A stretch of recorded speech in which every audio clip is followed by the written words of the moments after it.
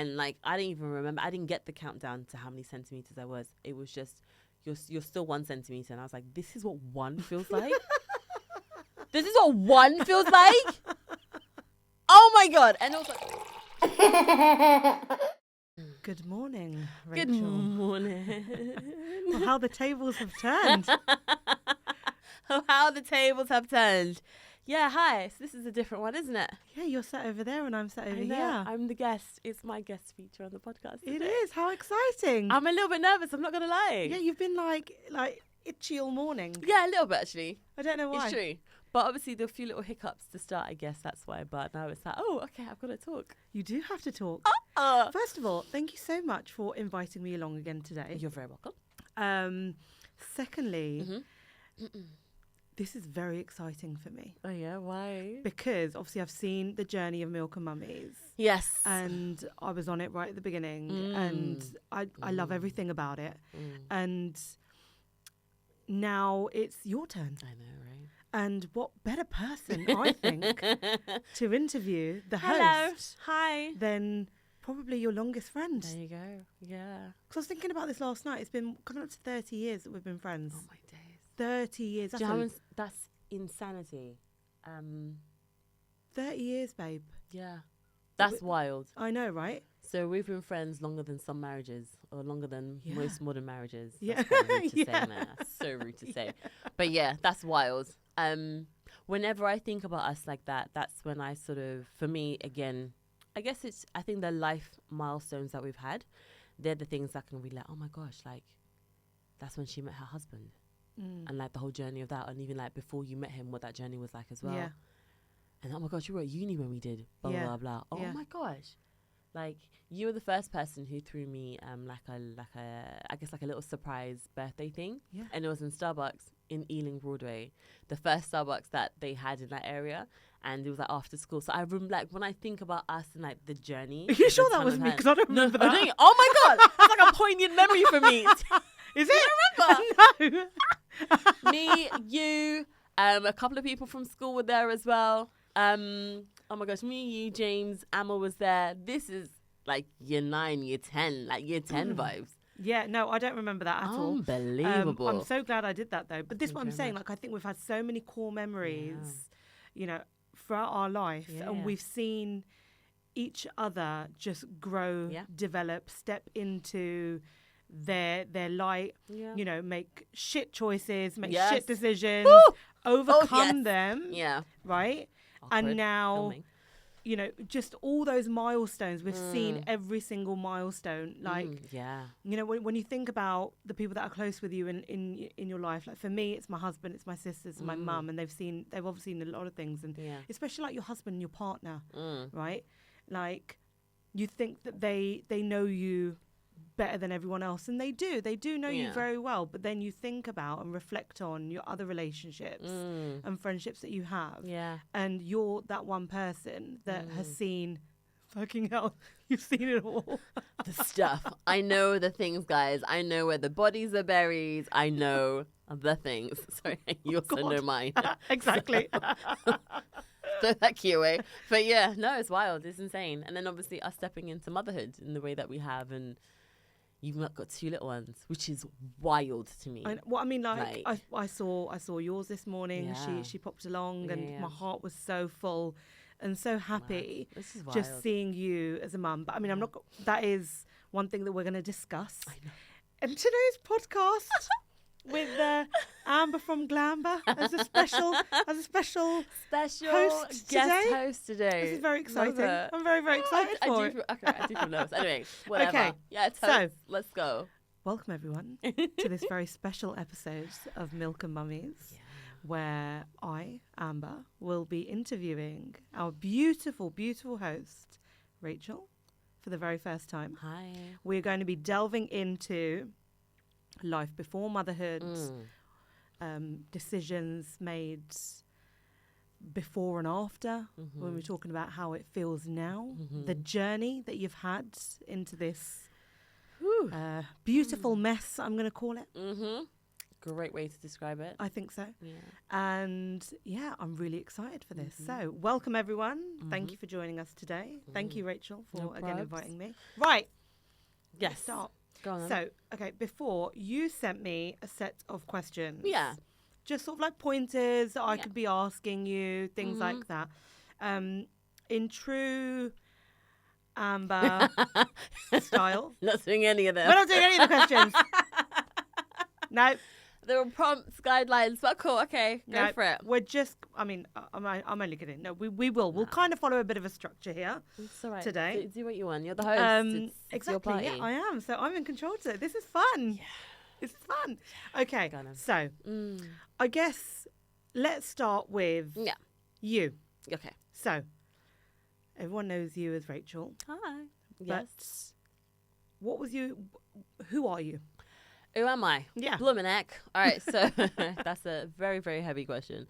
No, I guess I'm now a mother of one. So all the things that make up who I am and I guess my identity. I'm a mum, I'm a partner, I'm a sister, and I'm a friend. Oh my gosh, everything. I'm a creative. So work-wise, I think that's normally the easiest thing I can use to define myself because yes, I am a creative, but I'm an actor, I'm a writer, I'm a singer, I'm a podcast host, I'm a presenter, I'm a creative. I'm always in a space of creation, or at least I try to be when I'm not procrastinating, because people know procrastination likes to go hand in hand with creativity, which is wonderful.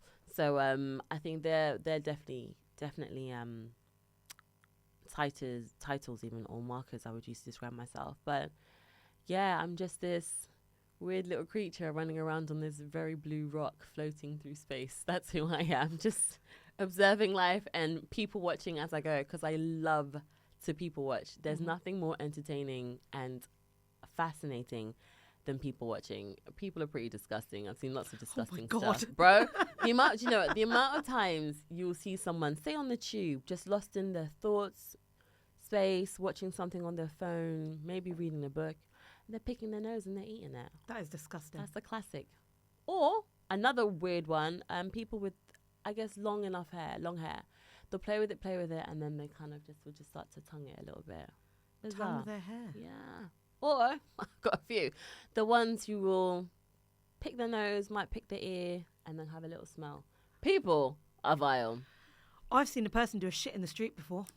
You're lying. I'm not lying. I was coming back from court. Not that I was in court, but I used to work in court. Yeah. And I was driving with the barrister, and I looked, and I kid you not, a bloke was kind of at the side of his house going for a shit. Wow. Why don't you just go for a shit in your house? Yeah. Somewhere private, where your bum wouldn't be cold. Or as cold, at least. I know. People be strange. So that's a bit of me, just watching people and going, huh. Oh. That's why I don't like touching people I don't know. Yeah. Fair enough. No, I can okay, so you've touched upon who you were. Yeah. Well, what you are now, sorry. Yeah. And your space. What were you... So think about your life before you had Zena. Yeah. Before you got pregnant. What was like your main kind of goals in life? What were you doing? What did you want to achieve by, let's say, 35? What did you want to achieve by that point? Yeah, so I guess anything to do with family and kids was definitely a concept and something I wanted, but it kind of just sat maybe in my peripheral vision rather than say at the front. I knew it would happen, I just didn't know when and how, but I knew that would happen. But pre that, I would say, I guess my biggest goals really were definitely career focused and motivated. I work in the arts as a creative space, and it can fluctuate in a way. It can be very unpredictable at times. So it was essentially making sure that I was as prepared as I could be. So that whole thing about luck meeting preparation and opportunity, like making sure that you're prepared in that space. So my world and my world is very much filled with classes or sessions, so acting classes, music classes, gigging, travel, writing, all of those things, spending time with friends, family, partying, all that kinds of stuff, like just trying to be as present to life as I could be. So that was where my head was at. And anything else I knew would happen, but wasn't necessarily the biggest focus. So by 35, I think it was, I'd own a property, I'd be with my partner. Maybe kids would be there. That was a maybe, but the biggest focus was work, for sure. And that's actually quite weird to say out loud, because I don't think I'd really realized that, which sounds ridiculous because that's what I was doing and striving for, and that was the goal. But my biggest focus was work. For sure, yeah. Wow. Tricky. Okay. It's weird to say out loud for some reason. I don't know. And I know I'm jumping the gun here because, but we're going with the flow of it. So, in your world, in that kind of creative space world that you work in, you know, it is, like you just said, it is quite unpredictable. You know, you may be really busy at one point, but then you know, a little bit slower for a couple of months or a couple of weeks. And it just seems to be, from the conversations that we've kind of had outside of the podcast, and just knowing about this creative world that you're in, that it is quite up and down. That you don't really know what's coming next. You can kind of prep for it, but you don't really have that kind of solid structure of what's really coming sort of like next week, next month. Do you think you being in that world has helped you and given you tools to deal with motherhood? Because when you were just talking now, that sounds a lot like motherhood. Like, yes, there is structure if you put the structure in. Yes, there is routine if you put it in. But generally, motherhood is all about, and we know this, is all about, well, you don't know what's coming next. You don't know whether they're going to fall ill and then you're out for a week with the kids being poorly. You don't know what they're going to be like in terms of starting nursery. So do you think that's helped you in your journey on motherhood? I guess it has. It's given me a patience, or it's definitely helped in that regard. I'm not the most patient person, purely because I'm forever like, okay, what can I be doing? What should I be doing? So motherhood definitely calmed me down in that regard, because you're now working on someone else's schedule and they are relying on you, period. So you have to work and adjust to them. So with how my work is, I guess it just added that in terms of the unpredictability of raising a child, that the work has given me tools for that, for sure. And it has added to this idea of having patience, because if something is one way for 10 minutes and then it changes again, you have to adapt. You have to go with it. You can't be too rigid in what you do and how you do it, because of the unknown that you're facing with this person who also may not know how to express themselves to you. So you have to try and problem solve in a particular way. So yeah, I would say work has definitely helped that and added to my tool set, or my tool kit in how I deal with having a little one, for sure. And even looking at my partner as well, Max, he's also another creative, and he's been working in the industry, I would say, longer than I have been. He is the true definition of a night owl. Like, I thought I was one. I'm not. He really is. So in terms of how he can operate as well, where he'll get certain things done during the night in a way where I wouldn't be able to, because I need to get to sleep. I'm definitely an early bird and he's not. So even watching how he has adapted to fatherhood, for sure, our work has allowed us certain tools, a particular mindset, and a patience, for sure. Yeah. Wonderful. Yeah. So we were talking earlier about like your career and that how that was, you know, quite or a very important part of your, you know, and it is, I know it's still a very important part of your life, but that was the goal to, like, you know, just that was what you were focused on. Yeah. So both of us, I think we both had children, and I'm going to put it in air quotation marks, later in life, right? Like post 35. Yeah. You know, both of us did. Yeah. There are lots of reasons why we decided to do that, but why did you in particular choose to be a mum, number one? Yeah. And also, why did you choose to, and it might be answer the same question. Why did you choose maybe to have children a little bit later on in life? Which sounds ridiculous, by the way, because you can have children whenever you want. No, I get it, but I think it's a fair question. No, so I always knew I would be a mum. It was, I guess, partly very assumptive, partly I come from a big family, so I always expected it. I also grew up with a lot of kids around me. My mum worked as an au pair for a while, so I was always surrounded by kids anyway. I would always help. I always felt like I was always very maternal, so there was an assumptive element about it all, I suppose. That's a great question. It's mad because I ask people that all the time, and I have to think about it. Why did I choose to become a mum? Great question. Yeah, I just knew. I don't think I have anything more insightful than that. Like, I knew it would be part of my journey. I knew that would be the case. Yeah. I'm trying to think if I even had thoughts about legacy and just sort of living on in a certain way, because for me, I have this weird thing about mortality.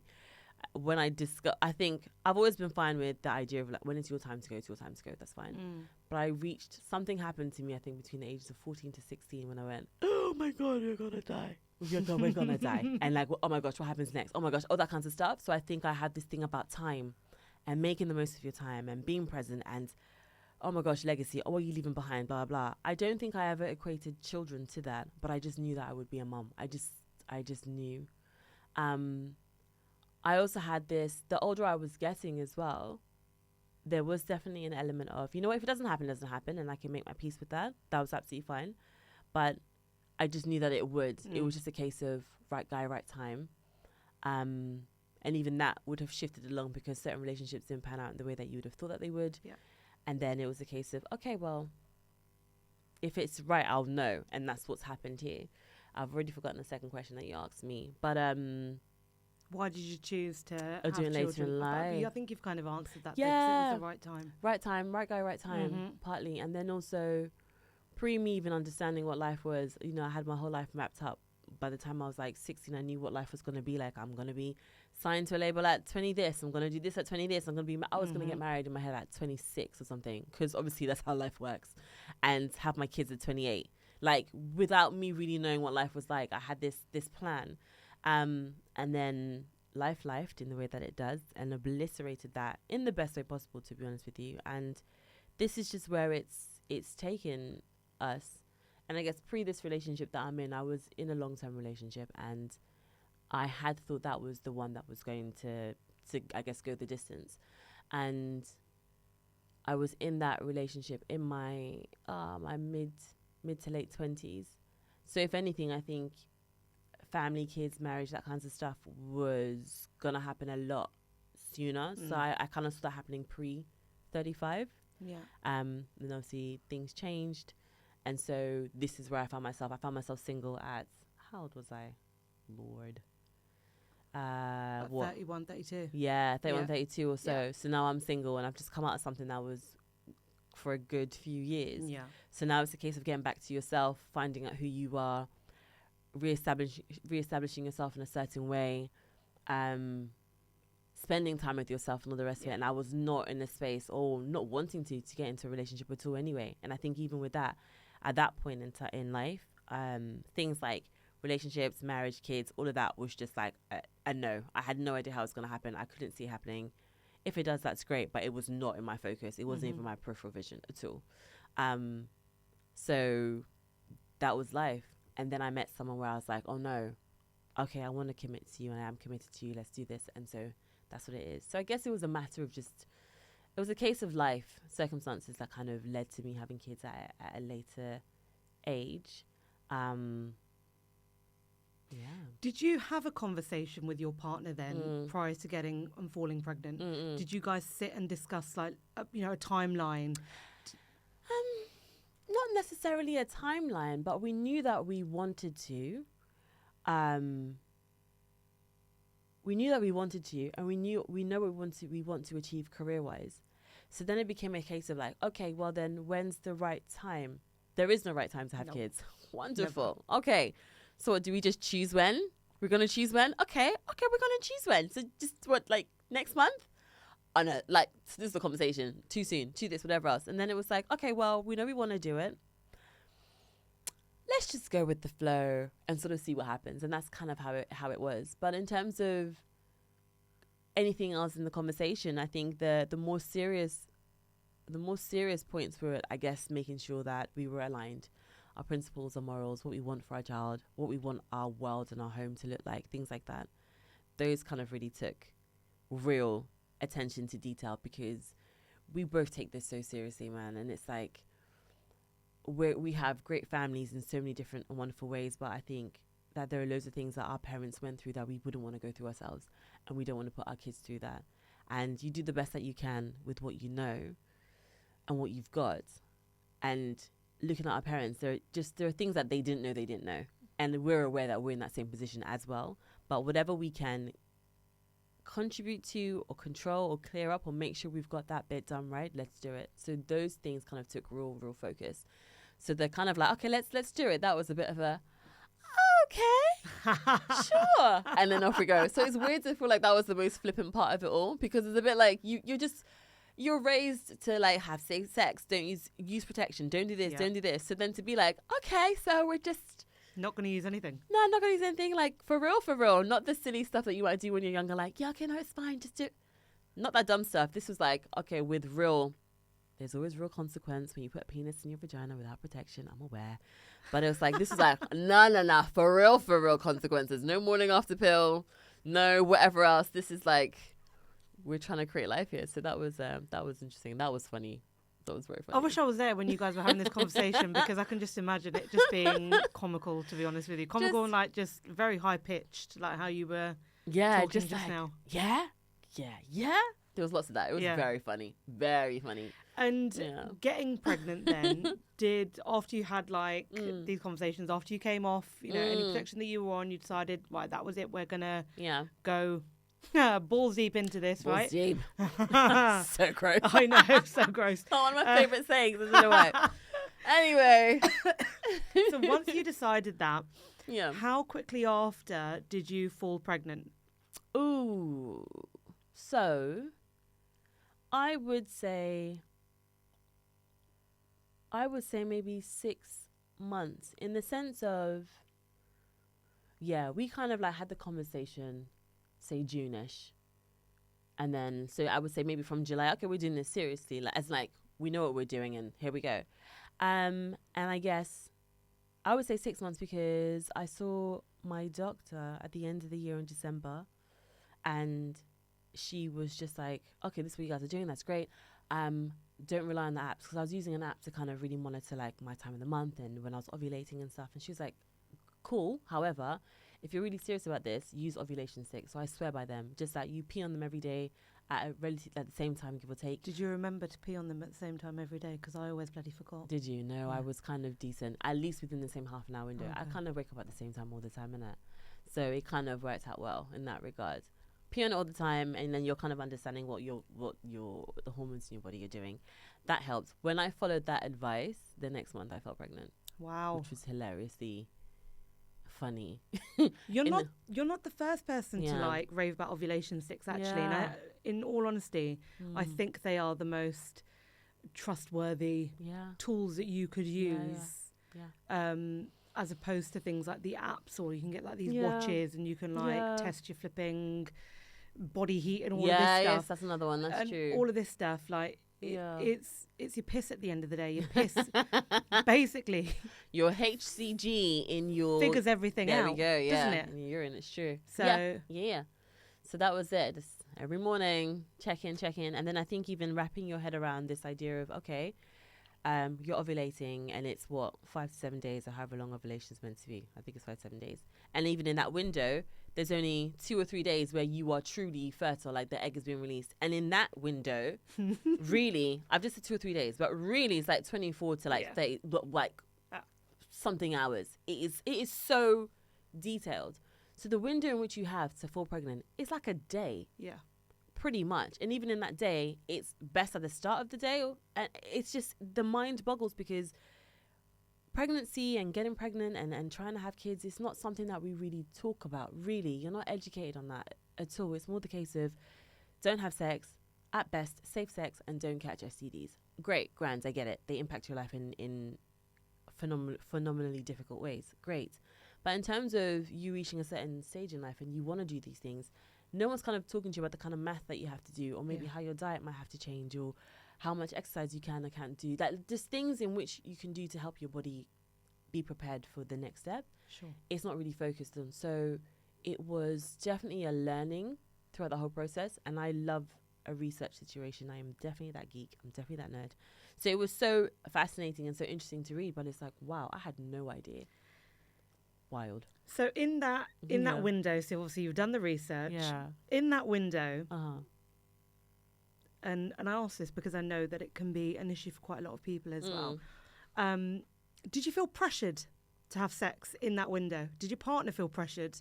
Because, I mean, you think about that scene from Friends, don't you, with Monica and Chandler? Where she's like, now, right? And like they're running into the bedroom, and like, you know, there's a lot of, I guess, in the movies, in the shows, there's a lot of pressure on this time. Yeah. And I think that can translate into real life as well, because like you said, it's a very small window. Tiny. It's a very small window. So it's not the most sexiest of situations No. either, is it? Like, I'm ovulating, so let's go. You know, let's go. Can we shag?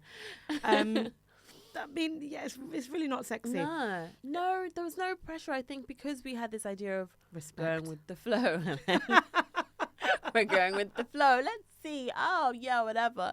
So there wasn't really that, we must. I was aware of when I'd be ovulating, like when it's like, okay, it is. Did you tell your partner when you were? No, Max, Max, he knew. Okay, for so sure. he knew. And he wasn't under any pressure either? Do you know what? I might need to ask him that. He never gave any feeling or worry, or he never gave the vibe that he felt pressured. Side note, I think we need to get the partners in for a Milk and Mummy session. I was tempted to. I was like, do I really want do I want male voices on this? And I was like, but yeah, obviously the part of the journey, duh. So I was tempted to. Like, I won't lie to you. I think I tried. Oh my gosh, should we get like? 100%. That would be so wild. So we were like, we should get our partners to have a session. Yeah, let's do it. Okay, done. Okay, Dan, you sorry, heard it go here on. first. Anyway, so he wasn't under any pressure. No, not to my knowledge. No. Yeah, it was all a lot of fun, which we were both very grateful for. But no pressure to my understanding, and none from him. I think there may have been, especially before having my doctor's appointment, I think there was a moment of like, is it now? Is it now? Oh, my period came. Okay. But not feeling disappointed, but more like, oh, okay, that wasn't it. Or like, oh. And then I think maybe after the first few months, we're like, oh, surely, you know, it's meant to just like happen because there's no protection kind of being used. So there was an element of that. But I was just hyper aware that we've just started. We're just kind of figuring our feet out. And then also realizing, oh, I wasn't even hitting the right ovulation days and stuff. And then once I got to understand more about it, I was like, oh, I don't have 5 days. I've actually got like 2 days. Oh, wait, it's not even really 2. It's actually just pretty much 1. So that was when I was like, okay, cool. Then we were definitely not in this space where it could have really happened. So I think that kind of added to things not feeling very pressurized.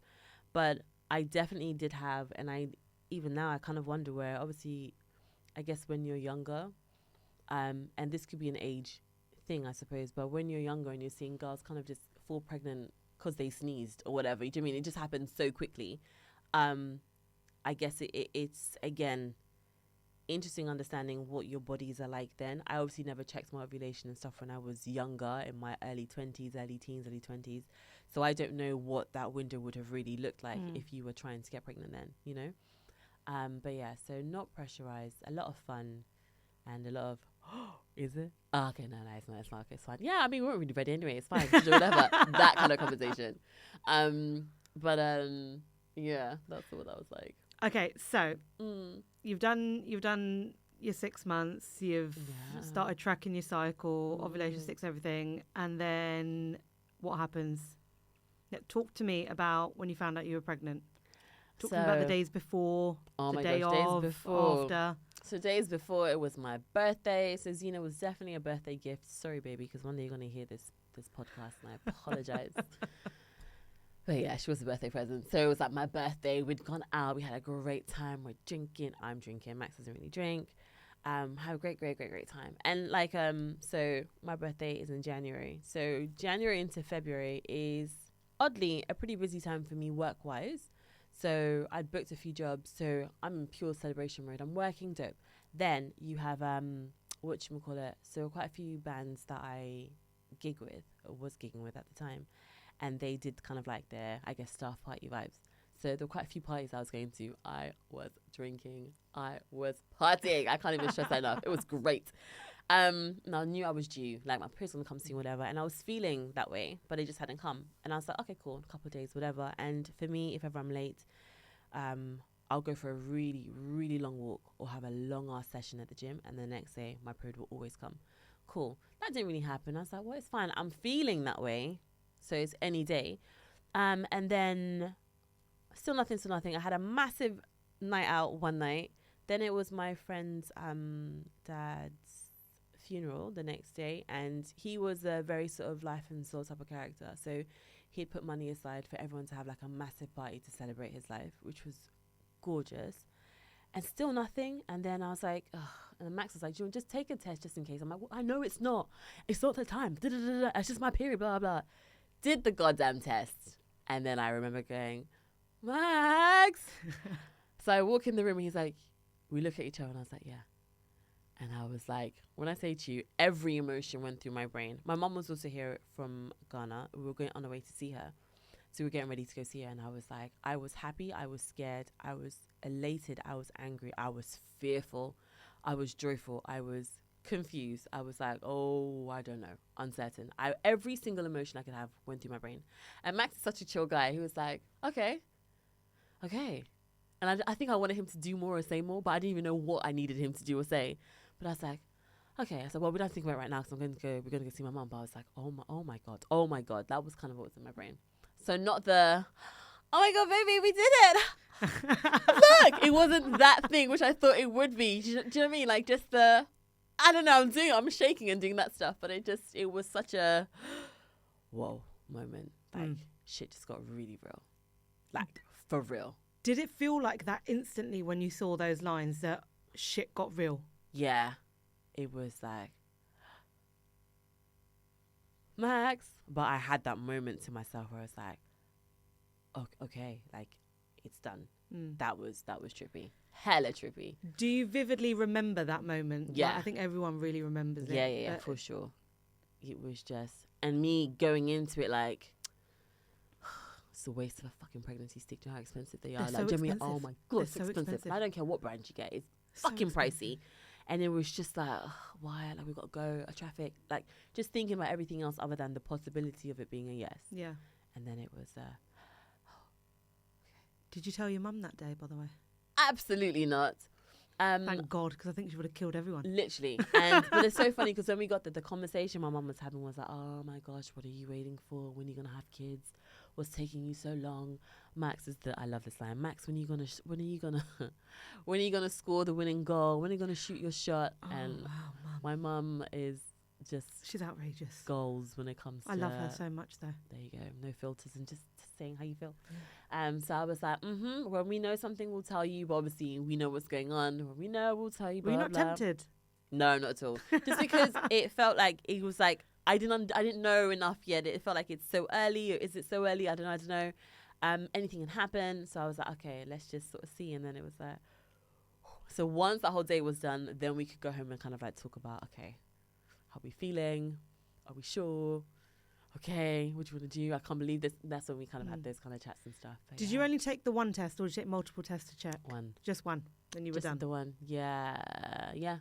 Okay. Yeah, they're expensive. Imagine. No, They are it was just the expensive. one. I think that was it. And it just made sense for how I was feeling. And then obviously, oh my gosh, the absolute fear and paranoia. Like, I've been drinking so much this week. Like, shit. Because I can handle my drink, innit? So it's like, whoa. That was a lot. I had partied so hard. I love that. It was so great. I miss it so much. Oh my God, me too. Yeah. Anyway. So tell me about your pregnancy now then, right? Let's go through the trimesters. You know, first trimester, 0 to 12 weeks. Yeah. How was that for you? Amazing to sort of understand that your body's going through the shift and changes that it was. I was very tired. I would fall asleep whenever my body decided to shut down, and I hadn't had that before. A little bit of nausea, but not, I was never sick, but I was just nauseous quite a bit. And then I think once I hit maybe 3 months or so, it all just disappeared. So tired, nausea, and that's it. No real sort of like cravings or anything like that in the first part of it all. But yeah, me sort of saying to myself, I'm going to remain active. I'm going to keep going to the gym and just trusting my body and know that my body knows what it's doing. It's good. Just make sure I support it as best as I can. So yeah, but the tiredness was real because I would just be out and I'm finished. And what about the rest of like second, third? Yeah, just talk to me the whole through thing. So basically, I guess that was the kind of start. The middle part of it was lovely, was gorgeous. Like migraines would pop up every so often. I'm not a migraine person. That was really weird to experience. But then once you kind of hit your glowing period, like I loved it. Oh my gosh, I felt amazing. I felt so sexy. My body was changing, and now I can really see a bump. That kind of was like, okay, she's really here. I didn't know she was a she until much later. But that whole period, that second trimester I loved it so much. I loved the whole thing, just feeling the changes. Me feeling her kick for the first time. I was on set in where was I? I was in Northern Ireland. I was on set, and we were running lines just before we start filming, and I felt something. I was like, oh my gosh, what is that? And I was like, oh, the baby kicked. And then action, and then kind of deliver my lines and go. So my scene partner, English, my scene partner, Molly, she was amazing. Oh my God, what was it? Oh my gosh, let me tell everyone. I was like, no. And the thing is, I was so hyper aware of trying to make sure that I'm a professional and that, yes, I'm pregnant, but this isn't going to affect the day or slow anything down. So I was anything to do with my baby, I kind of dealt with after the day was done or pre, like in makeup and stuff.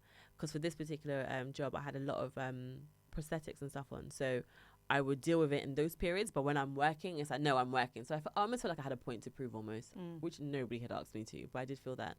So, when Molly was like, oh my God, let's tell everyone. I was like, no. But it was phenomenal feeling the kick for the first time. And it really did feel like just like a flutter. And I was like, oh my God.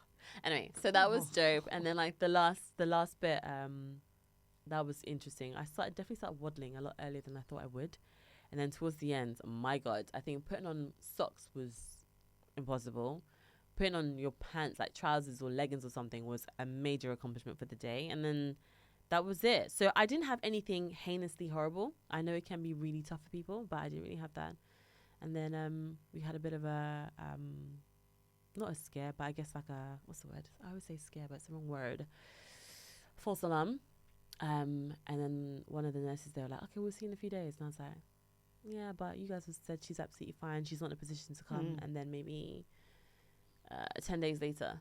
And then, I woke up at 6 a.m. I'll never forget this. Woke up at 6 a.m. on the dot to a popping sound, a massive pop internally. And I was like, my waters are broken. I don't even know how I knew that instinctively. And I got up, and then this was probably the most movie-like thing where I got up and then there was a gush. And Max had just come home from a gig the night before. So I think he got home at like, say, 2 or 3 a.m. And before he left, he was like to my belly, okay, don't come. You can't come. Not yet. Daddy's not home. Then he came home and was like, okay, you can do whatever you want now. So that happened, and then 6 a.m. and then Max. I think the words are broken. It's like a common theme throughout. Like you're like, Max. So that was really funny, and then off we go. Like everything just ramped up relatively quickly, and I was like, first of all, using that fucking app. What's it called? The one that counts your Freya. Fuck off, Freya. Sorry, I didn't get it. And it's like, but I loved Freya. I listen to it now. I'm not even giving birth. It drives me nuts. Everyone who got on with it so well loved it. To me, it was like, I don't understand the maths I'm meant to be doing right now. It's not working. So that was very hilarious. But yeah, things ramped up pretty quickly, and then I was like, okay, this is what contractions feels like. Okay, yeah, That was it was a different kind of pain. It's searing. That's a great word to describe it. Searing pain. Did you use anything like a TENS machine? I had one, but I forgot it. Yeah. I don't even know if I packed it in my flipping bag, but it wasn't even in my remit of thought at all. Everything I did was hypnobirthing based, and the only thing that really worked for me, I would say, was affirmations. I did try some visualization, but I don't think it didn't work as well. Affirmations though did, and I get it, because for me, I'm definitely I guess I talk to myself a lot when I'm doing shit, and I need to stay focused in a certain way. So that really, really got me through 1,000,000%. And everything was happening so quickly, and I also really wanted to be present to what this felt like. So I also wanted to be, I guess, a bit detached so I could see what was happening. Yeah. But yeah, the pain was surreal. But you're gonna get through it. You have to get through it. But yeah, and as you know, I describe childbirth like as being on fire. So I felt I was on fire. It's crazy though, isn't it? You say that, like, you've got to do it and you're gonna do it, and in that moment, I think when it comes sort of like, I don't know whether it's like the 3 to 8 centimeter mark, where it really fucking ramps up, and the contractions just get, because obviously you're contracting more, and the baby's coming down, and all of this malark, like, that your body can do this because that's what our bodies are built for, right? Yeah. But in that moment, it's the most blinding pain, isn't it? Yeah. You can't see anything else. You can't feel anything else. You're just, sounds so dumb. I was like, it's just you. You're just here. It's just you. And the feeling that you're feeling that you can't stop or control. So it has to go through. It has to run through. And you just have to be present to that. You can't escape it. I remember moments where it felt like how I was moving my body felt like I was trying to get away, but it's like, I can't go. Yeah. So I had to remind myself that you've got to be grounded, just like be present and stay and feel your way through it. So that was hella intense. That was wild. Phenomenal, but like, whoa. And like, I didn't even remember, I didn't get the countdown to how many centimeters I was. It was just, you're still 1 centimeter. And I was like, this is what one feels like? This is what one feels like? Oh my God. And also at this point, Zena had pooed in the water. So it was now green. There was micronium in the water. So I was like, okay, I'm aware of what that can lead to, but there was no worries, no concerns. Like, so great. But this was just 1 centimeter. I've got to get to 10. Bro, I'm on gas now at this point, which I didn't think was even really working. But I didn't know how to take it properly. I didn't know how to do it. I think I was doing it, and it kind of made me feel a little bit nauseous, a bit sick. And then that stops, and I felt the quality of my voice change. I was like, okay, I guess it's impacting me somehow. But in terms of like a pain relief, absolutely not. I think they use it as a tool to focus on something else. Maybe. To focus on your breathing, because it helps you to breathe. And it does. Because your body needs oxygen at that point, doesn't it, when you're in labour. So I think it provides you with that oxygen, whether there's anything in it. I don't know.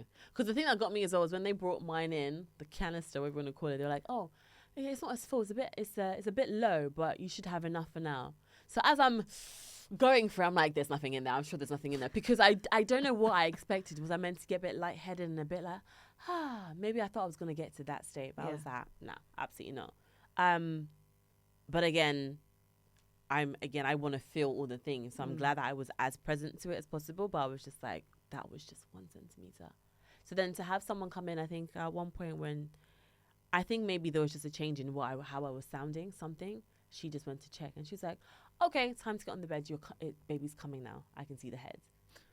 And like, I was like, or I see her crowning or something. And I was like, right. So I didn't get that countdown in between to kind of know what 4 felt like or what 6 felt like. It was just like, 1, are you fucking kidding me? To like, okay, we're doing it now. That was wild.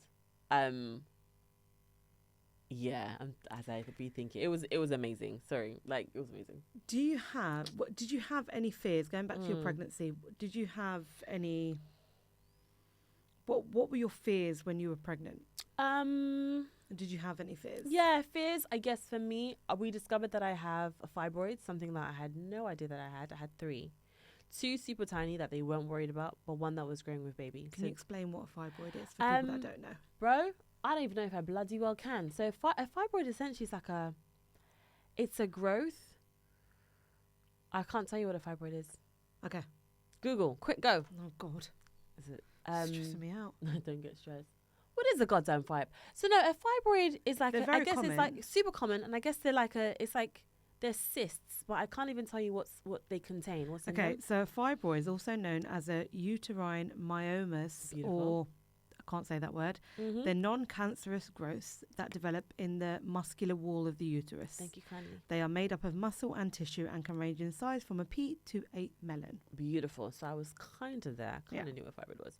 That, what was the impact of having or finding out that you had fibroids? So that was like, whoa, how, why do I have that? Then it explained why my periods were so painful. Then it was a case of, oh shit, it could block baby's exit. Oh my gosh, I might have a cesarean. And I didn't want to have a cesarean. I really didn't want to, even though I know, hey, if that's the option, it's fine. I wanted this whole process. I wanted to give birth to my child. Then it was like, okay, it's getting bigger. Okay, it's growing with her. Okay, shit. How does that impact her? What's it taking away from her? So that was probably the biggest fear around it. And then everything else, I just had to, I'm doing everything that I think is right for her.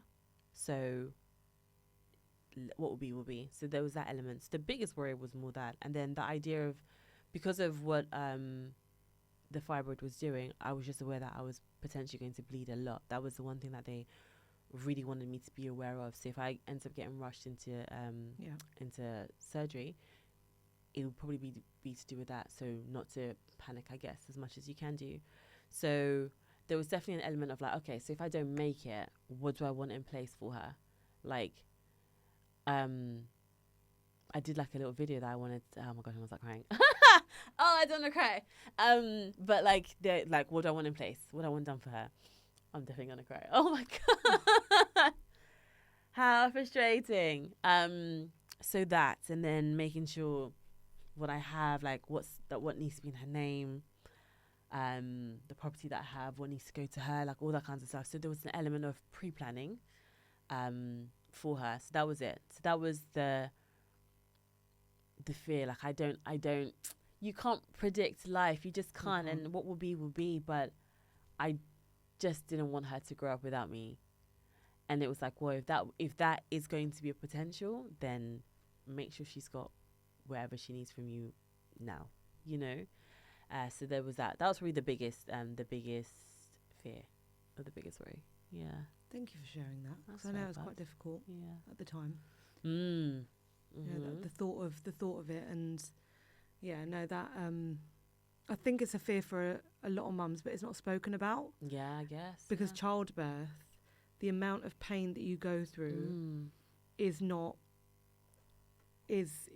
X amount times more than what a normal body should be able to take. Yeah, that's why, honestly, mothers, women, we're just superheroes, right? That your body can actually withstand these things, but there can be complications, whether it's prior, during, you know, and even after. So you know, those thoughts, you're worried about your baby when you're pregnant, making sure that they're developing, that they're okay. Yeah. And I don't know about you, but I took it in steps. Like, okay, making sure that my pregnancy and the baby was fine. Okay, let me get to labour, and then I need to make sure that X, Y, so I don't bleed out, I don't hemorrhage, and all this, because I had the similar issues. Well, not fibroids, but similar to what you had. And then there's that fear, like, is the baby going to make it? Am I going to make it? Yeah. You know, and if I don't make it, like what you just said, like I don't want her to be without me ever. You know, so and it's hard to. Did you find it hard managing like your mental health then, like with your pregnancy, or were you just so focused on baby and the growth? I think I was so focused on baby, and I was so in awe of what my body was doing, and then in awe of what women can do with their bodies if they choose to have kids. So I think that took up a lot of my mental for her. And I think I had other worries about, okay, what's my living situation going to be like, or how are we going to handle this, whatever else. So there were those things. But I think I just didn't want to have any negative things or thoughts or any negativity in my space, because I'm very aware of what you are consuming, whether it's, and I guess maybe more on the mental energy side is also still being transferred to baby.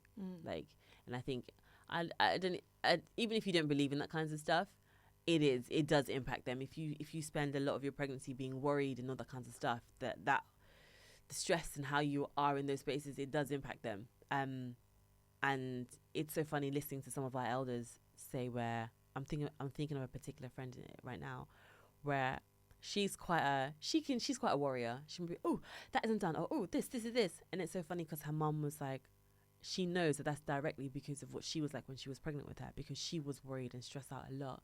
So it was just, for her, it was just surreal to see that has really and truly correlated with her kid. And this is why you have those behavioral patterns, because that's what I was like when I was carrying you. So I think having that in my mind, I wanted to be whatever I thought the best version was to be. Yeah. That's what I wanted for my little one. But I know I was still very pensive though. So whenever I see Zena be very pensive, I'm like, you're like, she's now 2. You're 2. What do you have to think about? But my little girl is lost in thought somewhere, staring into space, thinking about whatever she's thinking about. And you can be like, oh yeah, but they're kids, and you know, they're gonna drift off to different things, whatever else. But it just looks so specific, and it just looks like, I know that face, I know that thinking face, I know what that means. So it's like oh shit, not a worry per se, but it's like, or not a like, oh shit, I've done that to her. It's not that completely, but I'm just like, I know why you're like that, because I was definitely like that. just there were moments where I was just really in my head, just thinking all the things, the thoughts, this. So yeah. So yeah, mad. Ooh. Wild. So you touched upon your birth. Yeah. Well, not your birth, the birth of your baby. Yeah, my birth was really no. What were your birthing choices? What did you have a birth plan? Did you want to do things in a certain way? Just, you know what, I wanted to make sure I was given the best opportunity and the best chance to make sure I did it before there was any sort of interventions. Music was a massive thing. I knew what my affirmations were. I'm using hypnobirthing, so the team were aware of that too. What music did you listen to?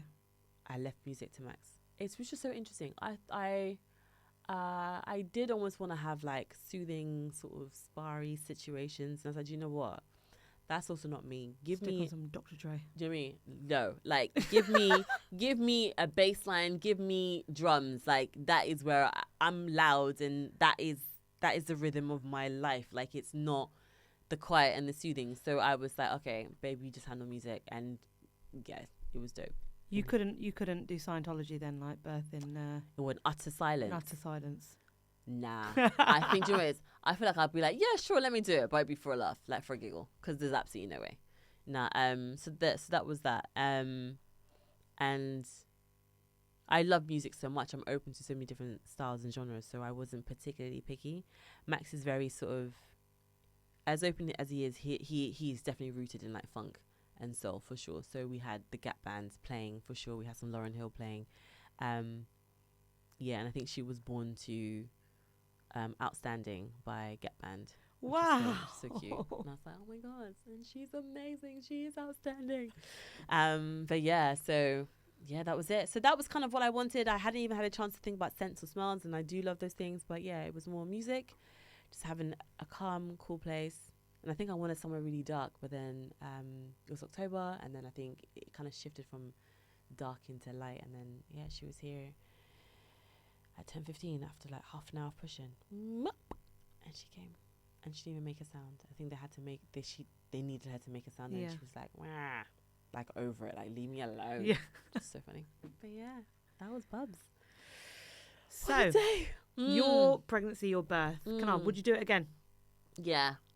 In the sense of, I can do it again, yeah. When she came out, because how I was positioned, I was on my knees, on all fours, I suppose. Upright, but on all fours. That doesn't make any sense. No, it does, because that's how I gave birth to my second. I'm so glad that you did that. Great. When I saw, I didn't get to see her. I just saw her arms and her legs, and she was out. And the second she touched like the bed, I was like, okay, I can do this. I know how to do this again. I can go again. Like that was such a clear thought. And then it was like they gave her to me, and then we had to maneuver to turn around. Yeah. It's history, but like what was that feeling? Because the feeling for me was magic, and I'm never gonna forget it. Yeah. Ever in my life. What was the feeling when they handed you your baby for the first time, or you picked what do you remember that feeling? I just remember, because of how I was like on my knees and holding onto the bed. So now they've had to, and she's still obviously attached. Yeah. So they had to maneuver her to me, and they were just like she's here. I don't know how, I'm making all these sounds, but that's just the best way to do it. Like I've got her now. Yeah. Like, yeah. There's just such a feeling of like, okay, is she here? Is she safe? Is she fine? Okay, she's here. Okay, there's a relief. Now I'm holding her. Okay, this is where she's meant to be. So there was this clutching her. She's got a little cone head, and she's all still, and covered in vernix, and just like, oh, amazing. It was just like, it just felt right, and like, okay, this is it. Like, she's to me now. So giving her, I had like an hour with her, I think, just skin to skin. I think it was that long. And also I wanted to make sure that, oh my gosh, all the words are gone. I wanted to make sure that she had all the blood that she needed to, or the nutrients, all the stuff that she needed to from the placenta. So I wanted her to be as connected for as long as they could give me. And it's so weird, because that's the one bit where I'm not sure how long I had. But they were like, oh no, look, like there's absolutely nothing going to her now, it's all done. But I felt like I should have had longer. I think that's the one discrepancy. That delayed cord clamping. Yeah, thank you. Like, so I think that was the one discrepancy that I had. But fine. And then I had to give her to Max so I can go have a shower. But even that was like okay. But he, as I Rach, but he has to hold his baby. So I was like, Did he cut the umbilical cord? yes, he did. Don't you think that's a bullshit What? situation, isn't it? Why? I don't know. I've been thinking about this lots, right? Like, why is it that the dad's got to like cut the cord? Right, would you want to cut the cord? No, but I don't know. I haven't thought that far. But why is it that it's like a rite of passage for the father to cut the cord between the mother and the baby? Like, I just find there's a lot of kind of, am I taking it in a negative way? Not really, because obviously that's their child too. So it could be that maybe it's a bonding thing that, I've cut the cord between the mother and the child and it's my baby too. But then when you think about it, well, for me, it kind of comes across a little bit like, hey, how dare you cut the cord between me and my baby? Oh, yeah? I hadn't thought about that before. Why are you getting involved? I hadn't considered that. I hadn't thought about it. Oh, okay, cool. Think about it. Okay, think about it. Get an opinion on it, quick. I hadn't really thought about it. It's like, Dad, would you like to cut the cord? I guess it's to get them involved because this has been hours or whatever of just mum and the team. So they're definitely just here hovering around the peripheral. What was Max like actually? Like in Nigeria? Excuse me. What was he like? That's one thing I want to know. All right, let me see. Okay, cool. Throughout your pregnancy and then also giving birth. Throughout the pregnancy, Max is he's mega chill. He's such a cool, calm, collected kind of guy. Also ridiculous and annoying and blah blah blah blah blah, all this stuff, like super like high energy, all this. But any sort of serious stuff, he's a cool head. Really is a cool head. So birthing wise, let me see. Water's broken and stuff. Okay, water's broken, and Max will always wake up in a action mode. Always action man. So if you wake him up, Max, what? He's ready to go. So when that happened, he was okay. Cool. We've spoken to people, got the bags packed. We'll whatever go. And he just passed his driving test because he has always been on a motorcycle, but he was definitely going to drive for us, baby being done. So I think he just passed. I think he passed like a couple of days before. Oh my God, then he's got to drive to the hospital. Literally. With his P badge on the back of his car. You're so rude. Why is that cracking you? Like, my wife's in labour. I've got to get there. He was fucking past. Chill out, bruv. But he was cool. What was really funny was, obviously it was like, oh my gosh, 6 a.m. in the morning, so the roads dead quiet, super empty. But I had definitely had this thought like, but speed up, I'm in labour. I remember having that thought. I'm like, and then as it calmed down a little bit, and I didn't really have much respite, but I remember thinking like, but why is he not going faster? Do you know what I mean? Like, why? And we're heading to Hamilton, but the roads were empty. 10 and 2. Literally just going. And I was like, So again, chill, but we get there and stuff, and then they want to check me over, and they want to check me over by myself. So I knew there was a sense of frustration that he wasn't involved in certain, I guess, prep, and they also didn't care. No, Dad, wait over there. We're dealing with Mum. So that was annoying. So I know he had a bit of that energy there. But during the birth and all that kinds of stuff, I just remember him chewing gum, and it was driving me nuts. I was like, that's so annoying. Why is he chewing gum? And I could, for some reason, I guess you're just in such a heightened space. I just really picked up on that. So that was really funny. But he was like, he says, you are so in the zone, let me just leave her in that space. So he was beside me the whole time. Yeah. He was like, I didn't know if I should touch you, if I should not, because you were so like in a zone. So there was that, and then he wasn't sure if he should film some stuff, and we never really made a decision if we were going to film the birth or not. Now we wish we filmed it. I wish I had, because he filmed a little bit of like them passing her to me. And oh, wow, did he? Yeah, I was like, oh shit, we should have filmed the whole thing, really. But he was just there. Honestly, I think he was in full observer mode. Like, he could see her head came out, he could see her head just out, and I was like, oh my gosh, why are you watching me from that angle, man? Why? Did he want to see? Did he want to see like? Yeah, he saw every fully. Yeah. Max is also that guy. Like, if he wants to understand the process, he's in it. Yeah. So he kind of just watched everything. He was fine, calm. Let Rachel just handle what she needs to handle, and I'm here. So as a presence, he was just there as a presence, which was great. So I know for some people your partner might be holding your hands or might be doing this, whatever else, but I didn't need any of those positions where I'd need to use my partner or rely on my partner in that regard. And it's classic Rach as well, isn't it? Like, I'm gonna get it done. So it's like just there, super just focused on that. And then afterwards, they had some skin to skin as well, and I went to have a shower. So when I was in the bathroom, I was like, I just had a baby. That was the moment where I was like, oh my God. And it was weird because your stomach felt so empty. It does, doesn't it? Like, oh, what's this? I was like, oh my God. It's a bit like like, you know, like just jelly slime. Do you know what I mean? Yeah. It's just, it was super trippy.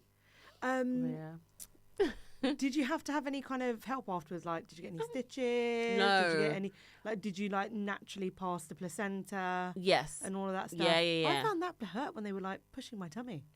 I didn't at all. It was more the I got the injection to help. To kind of help loosen everything. The main midwife that I had was slightly greener, I guess, than the others that came into the space. What do you mean greener? As in, like, she seemed less experienced compared to the others out there because, and not in a bad way. It was just when the other midwives came in, I was like, oh, okay, that's what midwives are like. That's the kind of experience that they kind of carry with them or carry on them, if that makes sense. She was the one that I had, the main one. She was lovely. She really wanted me to have stitches because she was like, oh, she needs it. And then an older midwife came in and she's like, I'm really sorry, this is gonna hurt. So she kind of went in and she just started pressing down on, I guess, a part of my vagina to see, I guess, the bit between where your perineum connects to your vagina, perineum, then your bum, right? So just checking to see what it is. She was like, no, she's got a graze. And when I say to you, she was checking. And I was like, wow. And she's like, I've just got to really make sure that it's not a tear. Yeah. And so she doesn't need stitches. She's fine. I was like, thank the Lord, because I've just heard stitching is way more painful than pushing out the baby. Is that really? But yeah. So that is what I had. So that was kind of it. But no other assistance or anything else. The placenta part was fine. Max was saying that, no, Rach, they were probably yanking it out to make sure it's come out. I was like, I didn't even, were they? Yeah. He's like, yeah, they were. I was like, oh. But it was amazing to see the placenta. That was wild. I was like, whoa. Did you do, what did you do with it? Did you do anything with the placenta? No, did you want to do anything? I felt like I needed more time to decide if I wanted to do anything. But I really wanted to like touch it and pull it and like, as I hit the microphone, I wanted to get in there. I didn't get to. That's just how I be, babe. It's fucking gross, babe. No, I want to know what the thing is. Like, no. Well, just look at it then. No, I wanted to touch it. I literally wanted to like, ooh, what's this? Are you kidding me? I love that kind of stuff. That's so my vibe. So yeah, that was it. So no real assistance. And then I totally forgot what it's called, but I had to have the injection thingy for like 7 days, which was painful as fuck. Oh, blood thinning one. There we go. Yeah. And I was like, why? But so was it in your stomach? No, I had it in my thigh. I've had people have it in their stomach, and I was like, really? Yeah. It's so painful. But yeah, that was all birthing thing, and baby was born. Zena was here. Wow. So yeah, Zena's here. Yes. She's just turned numero 2. Yes. It's been 2 years. Yeah. Tell me, what was it like in the first few months? What was the first year of her life like? And how do you think you have developed and grown as a parent? The first year of life was, everything about that kid has been joyful. It's been so much fun, and I've loved everything. Even the difficult times or the challenging times where sleep is a real myth, man. You really have to adapt to a whole brand new sleep cycle and situation. She lost quite a bit of weight from her birth weight. So she lost, was it 14%? And normally babies tend to lose 10% of their body weight when they're born. She lost 14. So it was very, that part was very stressful for me, because it was like, what can we be doing to make sure she's eating enough and eating well? And we didn't want her to be formula fed or formula led. So she did have some formula as like top up. So we had to kind of navigate that space. And at the end of the day, you're going to do what's best for your baby, regardless of what that looks like. So yeah, we had that to contend with. And then she had such a violent reaction to it one day, to formula, that was like, okay, cool. It's not going to be formula. We're going to have to make sure you're having enough breast. So it was a bit worrying, I would say, for the first couple of months. And then everything else was just like this marvel of discovering what she's like and what she's up to, what she's doing. I think I went to work 2 weeks after birth. I had like what was it? I had a voiceover job to do. So it was like an hour in and out, and it was in Soho. So it was super quick. So that was the first time I left 2 weeks after giving birth. Yeah. So that was, again, nature of the job. And also if you're comfortable to do so, because it was like an hour in and out and it was quick, I was like, I can do that. It's not a problem. But I underestimated how much I was going to miss her, and I underestimated what that was going to feel like. And I was like, oh my gosh, to be apart from her was a heck of a lot. And imagine all she did was she just slept. Max took pictures and let me know she's fine, all that kinds of stuff. But that was difficult, which is bizarre, but that was super hard. That was it. So the first year, honestly, was just a lot of joy and just marveling at her. And in terms of how much I've grown, again, patience, just because I'm not the most patient person. So that really tested that for me, what it means to not, your baby is trying to communicate with you. You don't understand. She doesn't understand you, but you've got to navigate the space. And if she's going to sleep for 10 seconds, that's what it is. And you've got to make sure you're up and ready, and the bottles are washed, and this is this, and this is done, and whatever else. So that was, that was the biggest learning. No sleep, learning patience, being in love with the kids, watching her go to sleep, then watching her on your phone because you took about 100 pictures, then watching her again and realizing, oh, I didn't sleep. She's up. Okay, let's go. That was the first few. But yeah, that was fun. So motherhood as a whole, we've gone through the whole journey now. Yeah. Motherhood as a whole. Do you like it? I love it. Yeah, more than I thought I would. I really like it. I really love it. It's so much fun. Like, you look at me like I'm nuts. No, I'm I'm not. No. Like, for the record, I do enjoy being a mother, guys. Right? I do love. I know I screw about and to my kids a lot, but they're little shitbags. Number one, but also. Sorry, yesterday we were speaking like, get out of the freezer. That cracks me up so much. What had happened? Why was she there? Oh, brilliant. Love it. I love the sound bites that you have of your daily life with your kids, because they crack me up so much. I mean, I'm now reflecting on what the fuck was I like in pregnancy to impact my children this much that they are behaving this way. But anyway, that's a whole nother episode there.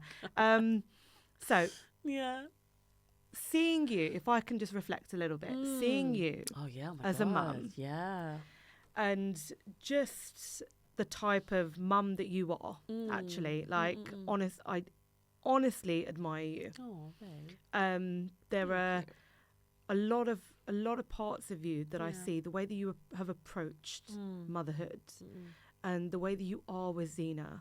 Like, you were talking about it earlier, about how patient you are.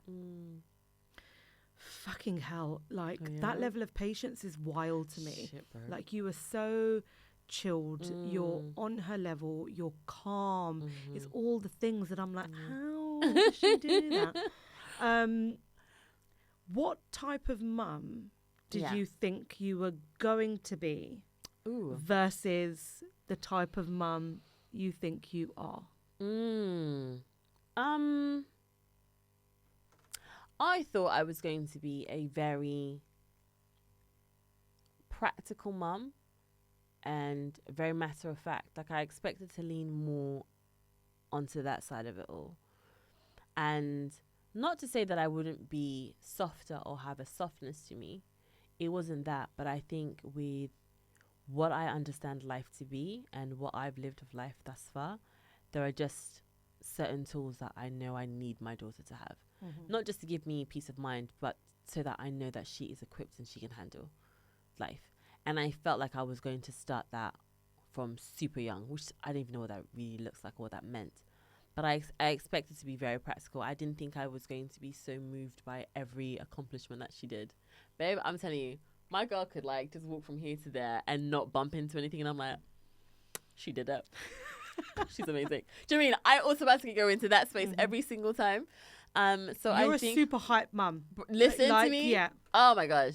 And it's so cute because when I watch her play with her toys now and her dolls and stuff, she's telling them, I'm so proud of you, or I love you so much, or whatever else. I'm like, oh my gosh, like, she's obviously, they pick up what you do and say, duh. But it was like, oh my gosh, to really see that in effect is insane. So I think there was like, I was so sure I was going to be heavier on the practicality of things. Um, and I think that was what it is. I know that I love my mum, and there's so many things that she did that I understand how and why she did those things. But I also know that there are certain things that I didn't want to do with my kids. I think I wanted to have, I love it, patience is there. I wanted to be more patient with my kids. And I'm glad to see that that's what's happening, at least for now. It's only 2, but that's what's happening. And with my mum, she's a mother of 5, different ages, totally different energy, totally different vibe, totally different focus. So I wanted to make sure no matter what, I had time for my kids as individually as I could do, or as I can do. And yeah, so I guess the level of softness that I have to me is unexpected. I love it, and I see how it impacts her. And also with me having Max in the home and we're doing this together, I see how the energies are balanced out for her. And I know not everyone may be in this situation or can have the situation or would even choose to raise their kid with the male counterpart to how this baby was born or created. But it's really interesting watching the flow of energy between masculine and feminine. That's been really, from a geeky observer standpoint, that's been really interesting to watch, and how she navigates that space and how she deals with that. But yeah, I'm trying to think. There's got to be more. But it's funny because Max would say like, "I didn't think you'd be this kind of mum." I said, "What do you mean?" Again, I think the tears about everything. What happened the other day? I mean, she turned 2, obviously had a breakdown of some kind. But like, yeah, just I can't explain it any more than that. I think the softness of it all and just the sheer. She brings so much joy. I'm forever in a state of joy with her. Like I really am. Let's see if that changes in it. Let me get to like 4 and be like, I've had enough. But I don't know. Right now, it's just bliss. So yeah, I love that because I think that you've also touched upon the impact that it's had on you as a person and how you've, your career and the tools that you've, actually throughout your whole life and things that you've picked up and who you've been as a person. I see that now, and I see that that's the way that you are with Zena. Okay. And it's really beautiful. It is really, really lovely to see. And nice. she's, I mean, you're chill to a point, right? Yeah. Just without being a mum. Yeah. Right. So you're quite chilled out as a person, but yeah, when things aren't your way, you get very, and it needs to be done in a certain way, right? But I think with Zena, you are very, very kind of chilled. You're very mindful about all of that stuff. Yeah. Is there?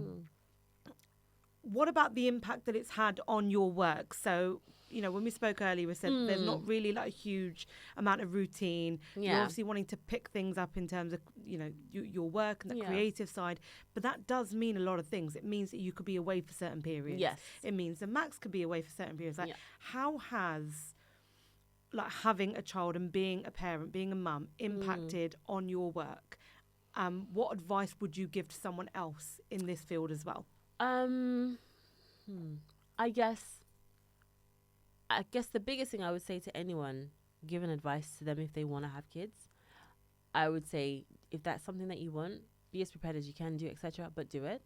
I don't think you need to wait for work to then have a kid, or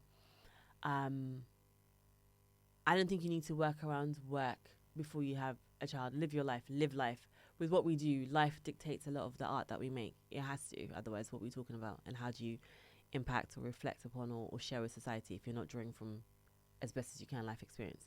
So I'm kind of like, well, whatever life you want to be living, do that, because work will fit in and slot in. It does. It has to. It does. So that's the first thing I would say to anyone who wanted to kind of get into this space. For me, I always knew that having a child at whatever age it would be will work with what I'm doing. Like, if you see me, you see my kid. There was one point I remember speaking to a friend where I was like, I fully saw myself, if I'm going on tour, if I'm recording an album, whatever else, my baby is with me. My baby's in the studio. There's space for my kid.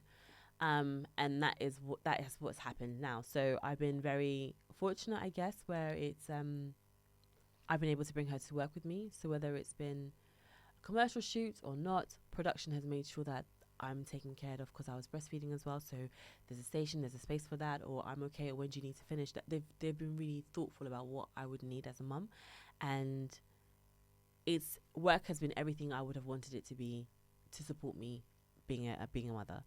And I can definitely speak to older actresses where that wasn't the norm, that just never happened before.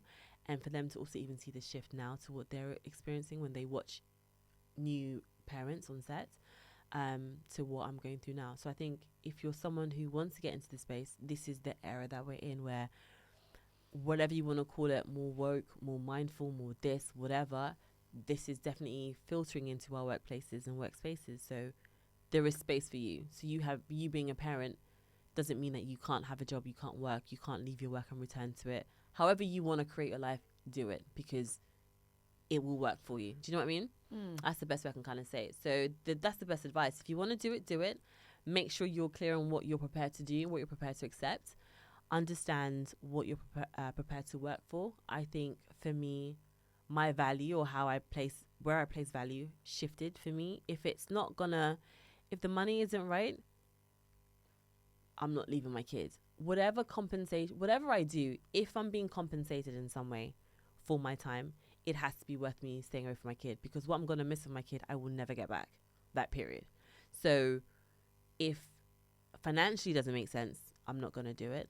In terms of travel and things like that, so far she's been able to come with me on every job, so I'm not concerned about that. And even that, those are things that if production takes care of it, amazing, that's a blessing. If they don't, that's something I'm going to take care of anyway. I chose to have a kid. Duh. So those are kind of things. I think be specific about what you want, be clear about what you want, and understand that you create what you want. So what do you want? Do you mean? And that can be a really difficult question to ask, but it's like, what do you want? I want to work in a way where I do this and this, and I can go here and there. Well, pursue that. Make sure that's what you do, because you can. Sounds super simple and easy, but it kind of also is. It is, but you know what? I think there are a combination of things. First of all, it's really refreshing to hear you say this, and to hear that in your space and in your industry. Like, I'm not from the creative industry, right? So to hear that has been really refreshing, and it provides me with a lot of hope. Good. Because in other industries, it's not like that, right? Oh my the gosh. way that you've come at it and the way that you've approached it, like, she comes with me to shoot, she does this, I'm a mum, I need to breastfeed, people need to accommodate around me, right? And if they don't, I'll make sure that it happens so they do. Yeah. Right? Yeah. I think there is, and tell me if I'm wrong, obviously you've been hosting this podcast, and you've been speaking to so many different incredible parents. But I think the way that some other industries are, it's almost like you've got to, yes, you're a mum, or you become a new mum. Yeah. You go back to work after a year or however long, 9 months, whatever you decide to do. And you've almost got to prove yourself that you're still as good as before you left. Yeah. That having a baby hasn't made you slower or whatever, thicker, whatever. Like, in all honesty, for me, when it comes to my business now, I will 1,000,000% hire mums, parents, because they are so good at multitasking. Yes, have to they be. take no shit. Yeah. They prioritize tasks and they get it done. Yeah.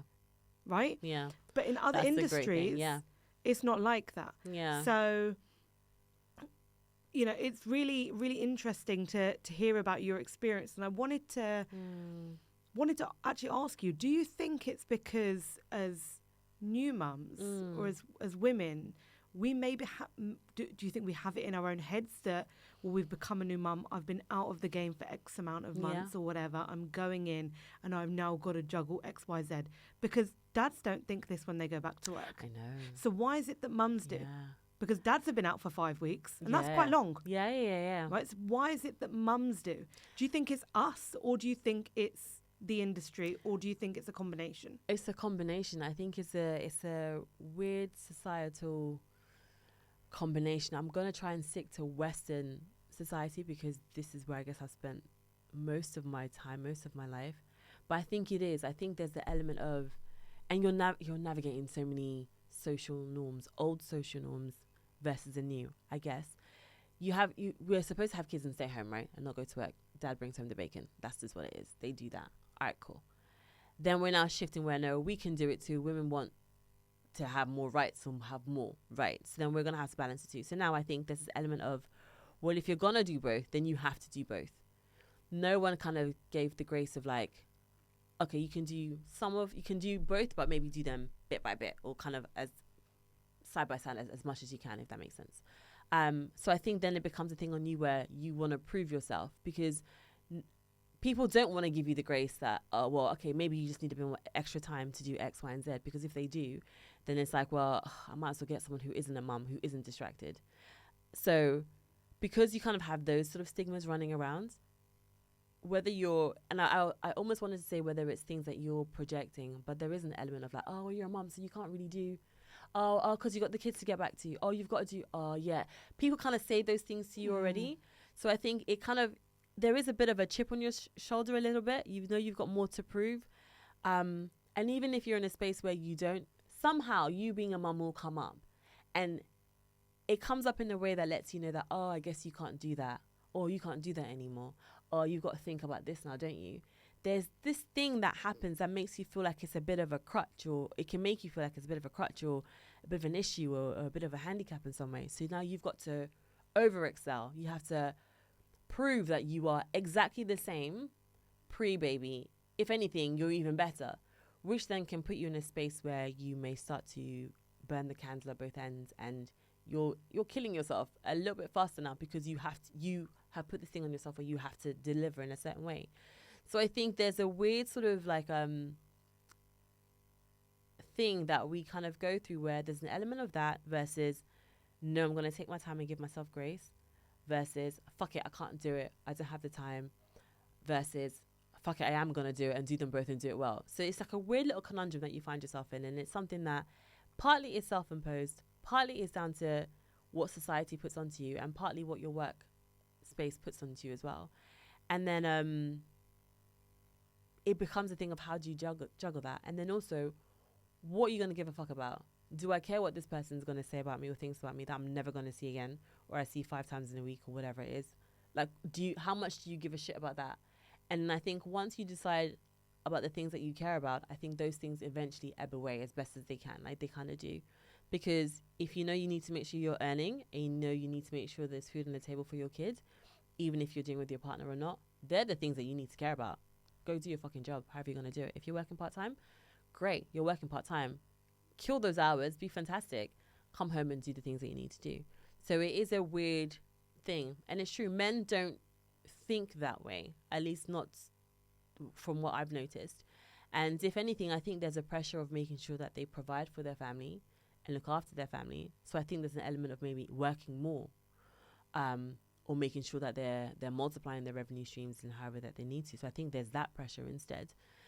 And I think for every man that I know, especially like my friends or our peers that I've seen become new dads, that shift happens, and it's definitely more of a work and monetary one where I've got to provide. The provider in them, I think, steps up even more, even if they've got it, even if they're good and they're providing already.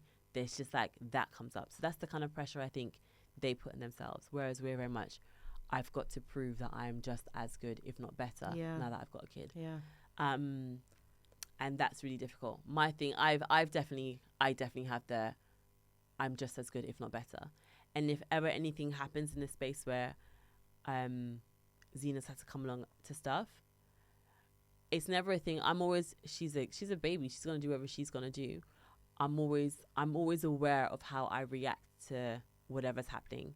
Like there's an element of, oh gosh, I hadn't even thought about this really, but I guess there's an element of making sure that whatever happens doesn't faze me, for someone to kind of be like, mum, like, do you know what I mean? Like, or like the baby's knocked something over, like, and then watch it. Because you know how sometimes you can be like, you can be a frazzle, oh my God, oh no, I make sure that's not my reaction, because shit falls down all the time. As an adult, you drop shit, we stack, we fall over, whatever.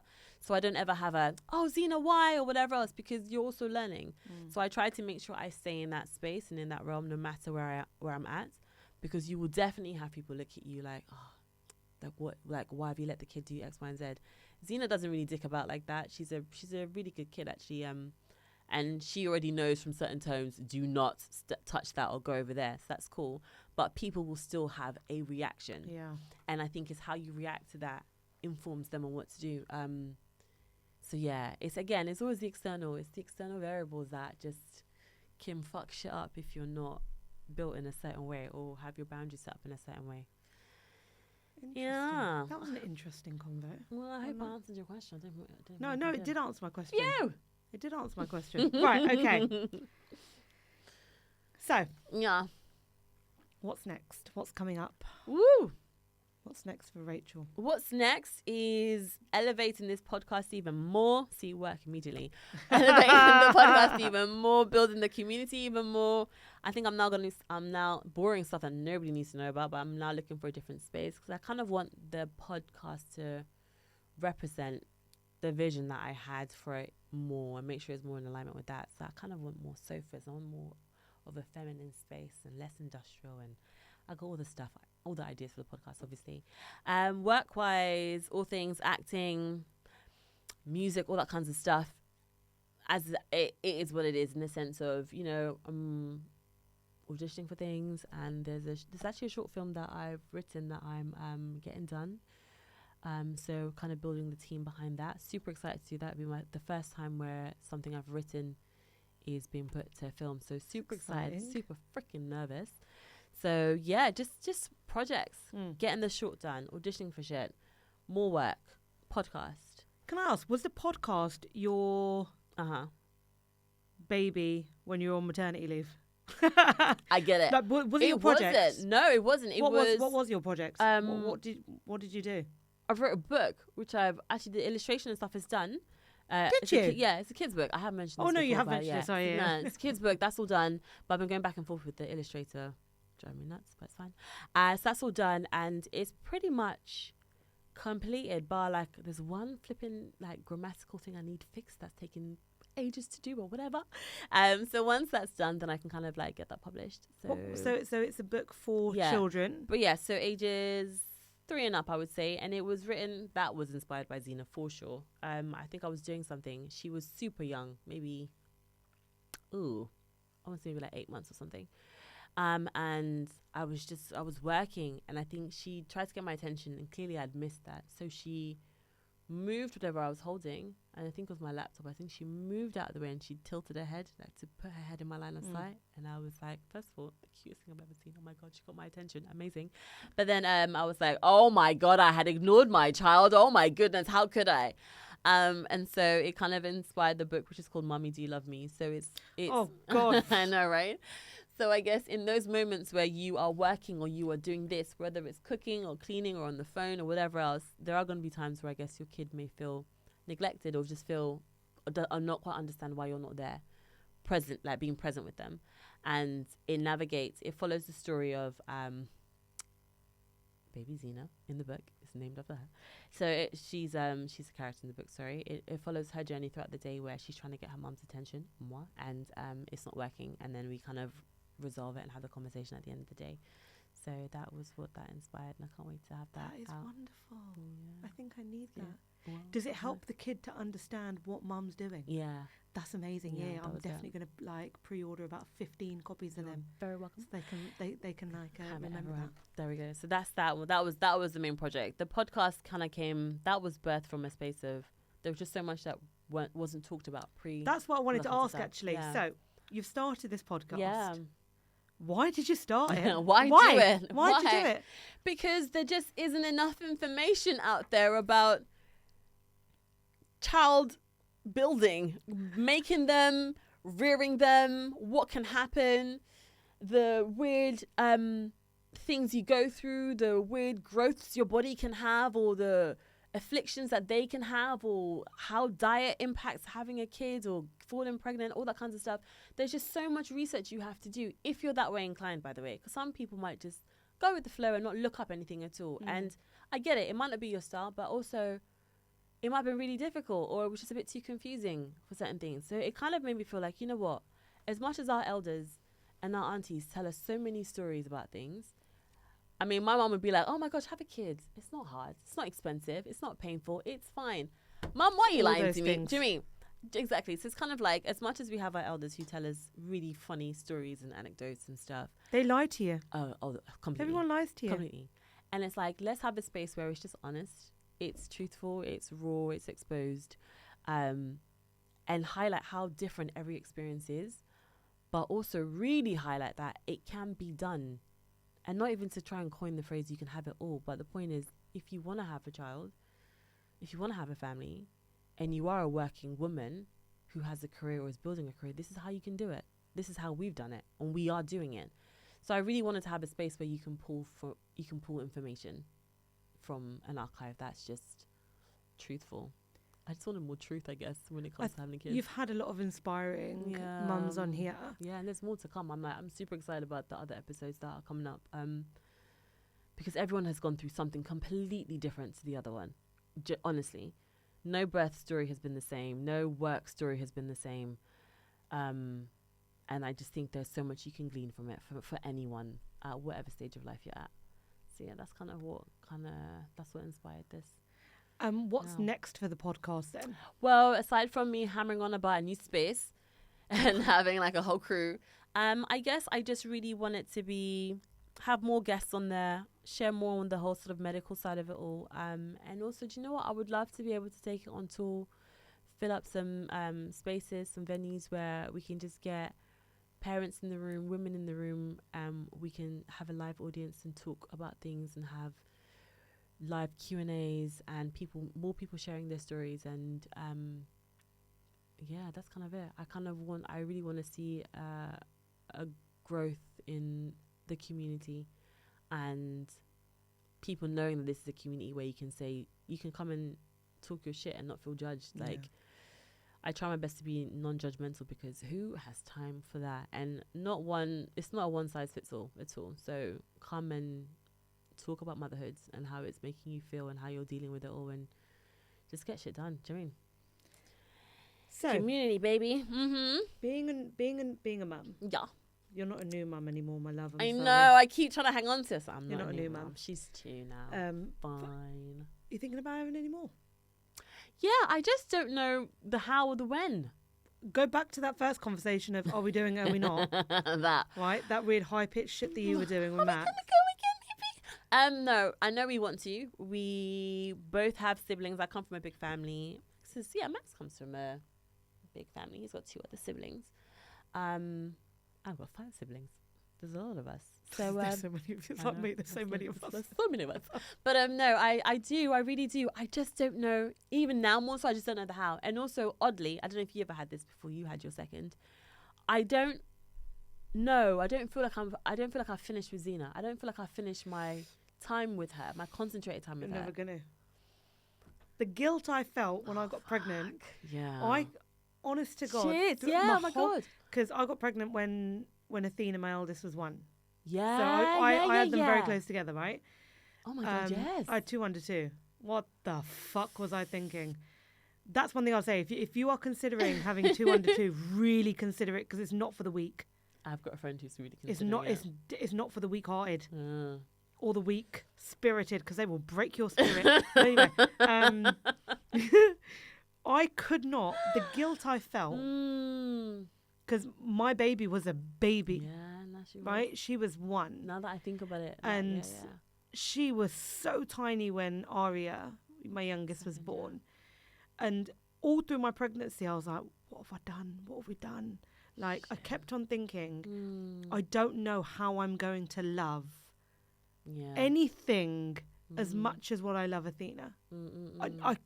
My heart isn't big enough. Yeah, like I don't know how I'm gonna split my heart. Yeah. And love them both equally. I know I love the baby that I'm carrying now. Yeah. But I didn't know how I was going to do it. But I know it sounds really cliche. When people say you don't have to split your heart, because what happens is your heart just grows and it grows bigger. So you don't have to split anything. You don't have to share anything. Yeah. Because they've already got it. The second one's already got it. Yeah. So you're never going to be done with your first because it's always going to be the first with the first. Do you see what I mean? Yeah, no, I hear you. First day at school, first time they've done this, and then you're just not going to have a second then, are you? Because you're just loving the firsts, right? Yeah. But they're always going to be the first. But your last or your second, whatever. I always say that, like, my first is always going to be my first. You made me a mother. But my last one, the last time I'm going to be able doing these things.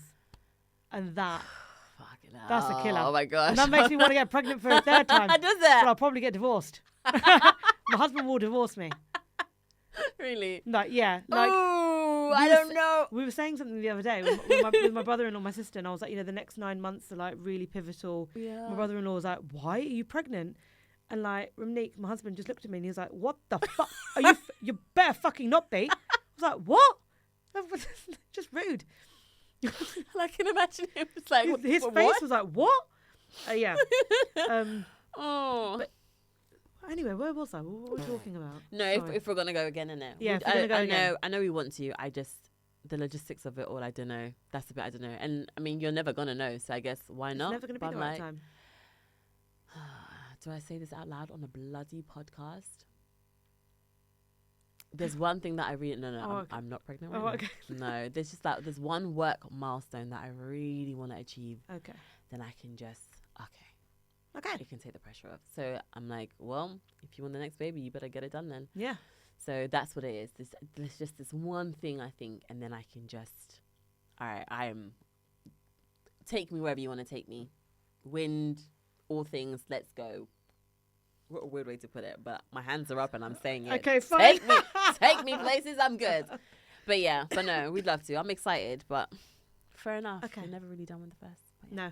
No, I don't think you're going to be. Right, okay, so. Yeah. We're going to wind it down now. Oh. Coming kind of like to the end of the podcast session today. Mm-hmm. Right. Yeah. What is your biggest love about motherhood? Oh. What's the thing that just overwhelms you with love and fills your heart? This is so... I can't even lie. I think I was trying to find a way more like elegant and eloquent way of saying this, but no, my kid, Zena, is my biggest love of motherhood. Just, she's such a joyful kid. She's so happy. And hey, it will change, not change, whatever. But she is just, watching her experience her universe is so much fun. And it's so exciting and it's so hilarious. Like the other day, she just discovered that she could jump with both feet. Because right now, she kind of does, she used to do like a little jump, like it was like a little hop really. And she was watching, a show and they were singing and dancing. What was it? Bluey. It might even have been Bluey, Fucking love Bluey. Yeah. Bluey's sick, by the way. So good. Sorry, Bluey's fucking epic. First was amazing. She was watching The Jungle Book. Oh, nice. And the animated one or the animated one, the old school one. Nice. And it was King Louis song, and she was dancing, and she jumped, and so both feet left the ground. Yeah. And then she was shocked, and so she fell down like on her bum, like whoa, and then went up and did it again. But it was the funniest thing I'd ever seen. And again, just to watch her process that I can do that, and now all she does is jump. So she jumps around a lot now, just to kind of get as high as she can. That was phenomenal to watch. So that's the biggest love for me. It's her and all that she's doing and experiencing right now. It's just phenomenal. Yeah. What about the biggest struggle? What's been your toughest? Biggest struggle is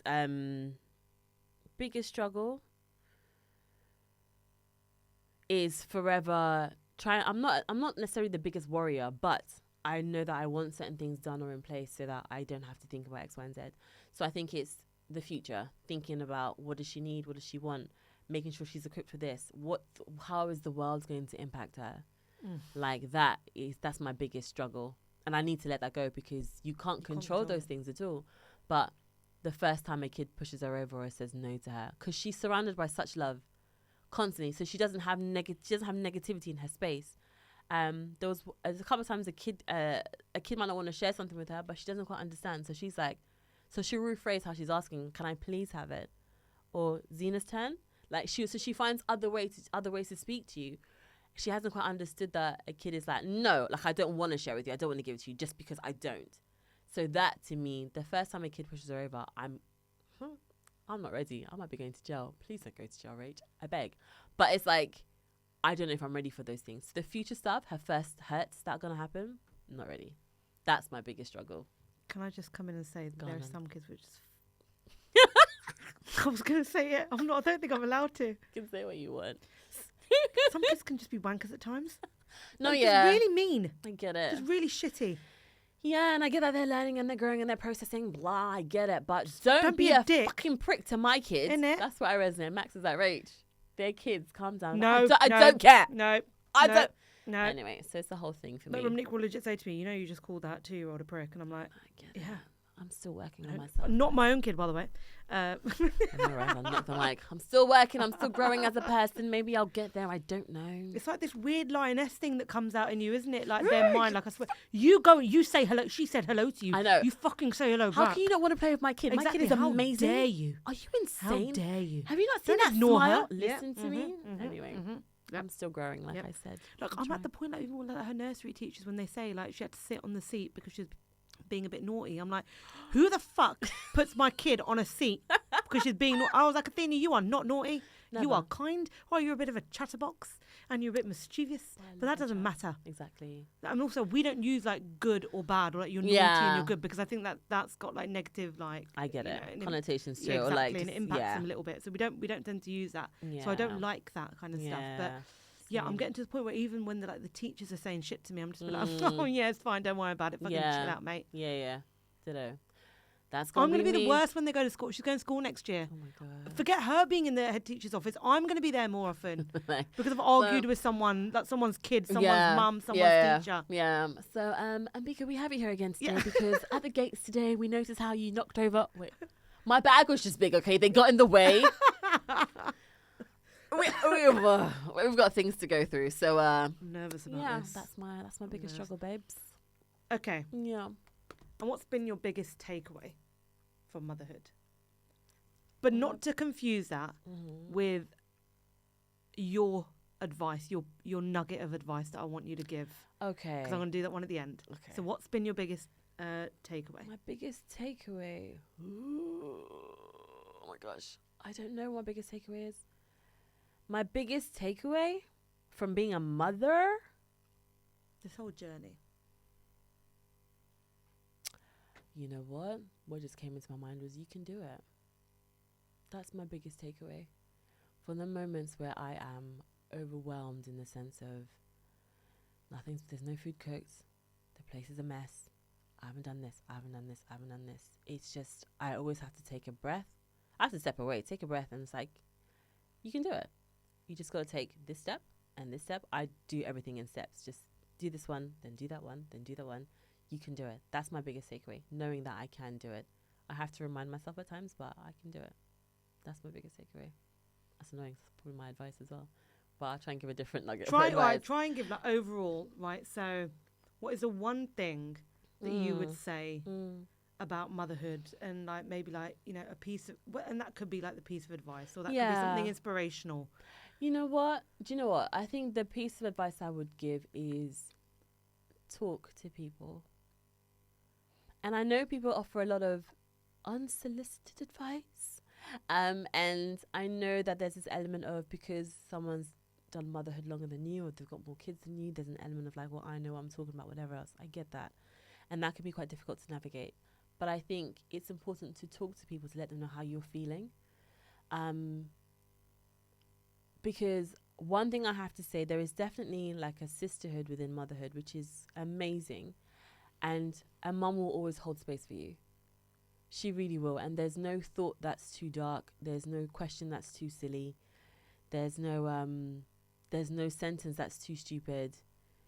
There really isn't. People, we're all going to have a laugh and tease each other about certain stuff and crack each other up with certain things, but we are literally all going through the same thing, like verbatim. This is definitely the one experience that I think we all go through exactly the same thing. Doesn't matter what your ethnic background is, doesn't matter where you're living, doesn't matter where you're from. It's the same thing.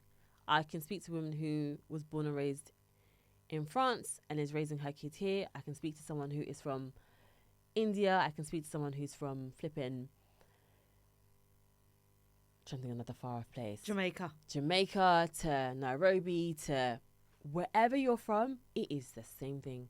It really is.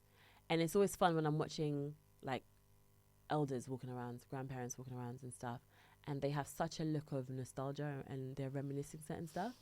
And we've done the same walk. We really have. So I would say talk to people talk, find your, as best as you can, find your circle, find your tribe, find your village, chat. And even if it's another mom on the tube and you make eye contact, have a chat, because we will always make space for you. Yeah, that's the best thing I think I can say. That's and if advice. you don't find those people, you know that you can always come and chat with you, right? Have a chat with me. Have a listen to these episodes. Find me on Instagram, Milk and Mummies Podcast. I'm online annoyingly a ridiculous amount, but there, like, and I can definitely point you and to other people and to other spaces and stuff. But yeah, just talk to people. That's my best thing. You're not alone. I think that's the thing to remember, because it's a very lonely business, this whole motherhood stuff, regardless of who you're surrounded by. It's very, very lonely. You can be surrounded by a lot of people, but still feel very, very lonely. Very, very lonely. That was one thing I didn't expect. So talk to people.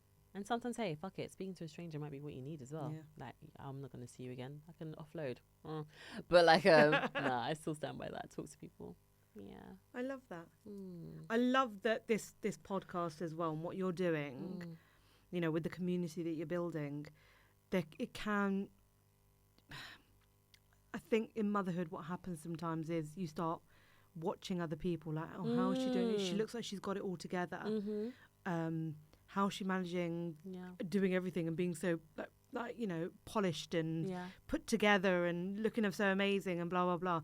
But what this is doing and what the community that you're building is really opening it up, that we haven't all got it together at all. And if you're looking for a community that has it all together and is pristine and polished and whatever, this isn't the space. No. This is where it gets raw, and this is where it gets real, and this is where there's zero judgments. Because it can be quite judgy with some of the 100%. other, like, the playground mums or whatever, like, and you watch other people, and it can be quite cliquey. This isn't about a clique, right? This is about everyone is welcome. You can sit with us. Yes, there we go. For sure. Yeah. There is always going to be a seat at the table. And that's what I absolutely love about this particular space, and why I keep on coming back for more. You're so welcome to come back for more whenever you want to, anytime. And also, I personally also just love your stories. It's hilarious. Like, again, but it's honest though. Do you mean? Yeah. So I can keep going on for ages in it, but I'm gonna try and hone it in. But yeah, like, that's what Milk and Mummies is about. So long may it continue. It will do. Right. Yeah. Well, thank you very much, Rach. Thank you so much for letting me interview you today. Thank you. I did try and stick with a little bit of your agenda, your pointers, but obviously, and I did, try to keep quiet for once. You did a great job, darling. Thank you. You did.